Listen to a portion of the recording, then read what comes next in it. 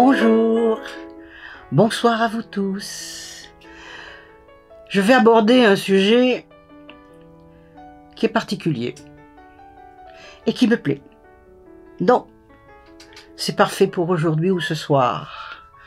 Il s'agit des sauvetages des âmes égarées. Ah, vous allez me dire de quoi s'agit-il? On va dire lorsque un être humain décède physiquement, pour maladie ou par accident, l'âme se détache du corps, puisque le corps redeviendra poussière, donc l'âme se dégage, et normalement, il doit aller directement dans le monde spirituel. Certains appellent ça le paradis. Mais par contre, il y a certaines âmes qui n'ont pas réalisé qu'ils ont quitté le corps physique, donc qu'ils sont décédés. N'ont pas encore réalisé. En règle générale, il s'agit soit d'un accident de voiture, soit d'une crise cardiaque soudaine, claque comme ça, que l'être humain est décédé et que l'âme ne l'a pas vraiment compris ou su. Alors, pendant ce temps-là, ça devient une âme égarée, puisqu'elle ne va pas vers la lumière. Elle se trouve ici, c'est-à-dire sur Terre, dans le lieu où elle habitait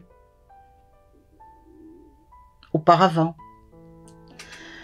Alors, c'est évident que si la maison ou l'appartement qui appartenait à cette âme, eh bien pour elle, elle lui appartient tout le temps. Elle reste là, comme ça, coincée, entre deux rives, entre deux portes. Et si, entre-temps, la maison a été vendue et il y a d'autres personnes qui demeurent dans son logis, alors là, il se passe des choses un peu bizarres. Car cette âme va faire tout son possible pour faire partir les nouveaux locataires. Elle emploiera toutes manières qui seront à sa disposition pour les faire partir. Elle ne les veut pas, car elle ne sait pas qu'elle est décédée physiquement. Donc, elle va faire du bruit, dans la nuit, n'importe quand. Elle va ouvrir les lumières, dans la nuit, à tout plein jour, à tout plein la nuit. Elle va faire bouger les meubles. C'est vraiment ahurissant. Et c'est surtout effrayant parfois.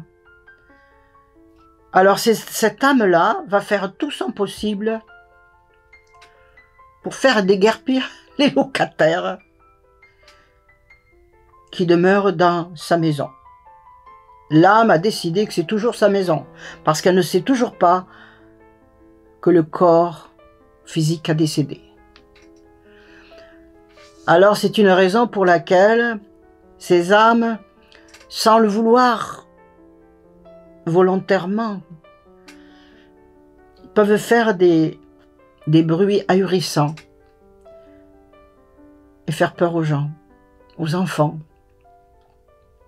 Et les animaux le ressentent. De la même manière que les animaux ressentent que lorsqu'il va y avoir un tremblement de terre qui va se produire. L'être humain ne s'en rend pas compte, mais les animaux s'en rendent compte. Alors, bien entendu, lorsqu'il y a un esprit qui dérange la famille,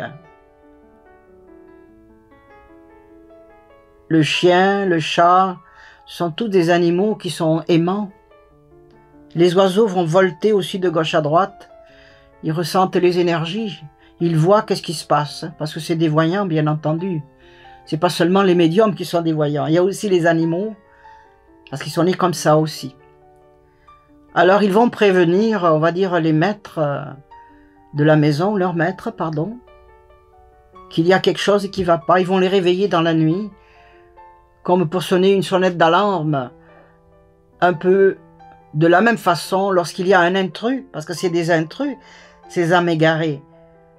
Ils vont les prévenir qu'il y a quelqu'un, quelque chose qui ne fonctionne pas de façon correcte dans la maison. Dans ces âmes égarées, il faut les remettre sur le droit chemin. D'abord, pour libérer la place dans laquelle elles se trouvent, que ce n'est plus leur domicile est dans la lumière. Donc, il faut les envoyer dans le monde d'en haut. Lorsque cela arrive, je peux leur montrer la route spirituelle qui est devenue la leur, afin que leur âme soit au repos et qu'elle puisse, dans le monde des esprits, atteindre et travailler pour obtenir une évolution de son âme, tout simplement, car c'est là le but dans le monde spirituel. Ils ont des tâches et ils ont des niveaux à franchir avant de se réincarner à nouveau. C'est la raison pour laquelle, lorsque parfois une personne va me rencontrer face à face ou sur photo, en médiumnité, elle attend qu'un message vienne d'un défunt. Ça peut être son père, sa mère, son frère, sa sœur. Et parfois, il ne s'agit pas de ces personnes qui vont venir. Quand je dis ces personnes, ces âmes qui vont venir pour transmettre un message, car elles sont occupées ailleurs pour leur évolution.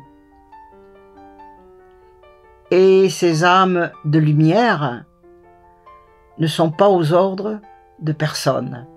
Donc il faut accepter, si en consultation ce n'est pas le défunt que vous désireriez qui vous communique un message, il va vous envoyer un autre être de lumière, un ange, un autre guide spirituel qui va répondre à vos questions avant même que vous ayez posé la question. Pourquoi? Parce que ces êtres de lumière lisent vos pensées, ils lisent votre âme, et surtout, ils savent mieux que quiconque, à part le Créateur, bien entendu, ils savent mieux que quiconque ce dont vous avez besoin d'entendre pour évoluer sur la route sur laquelle vous êtes, tout simplement, sans forcer la manœuvre. Voilà, mes amis, c'est ça le sauvetage des âmes égarées. Je vous remercie et je vous dis donc à très bientôt. Au revoir.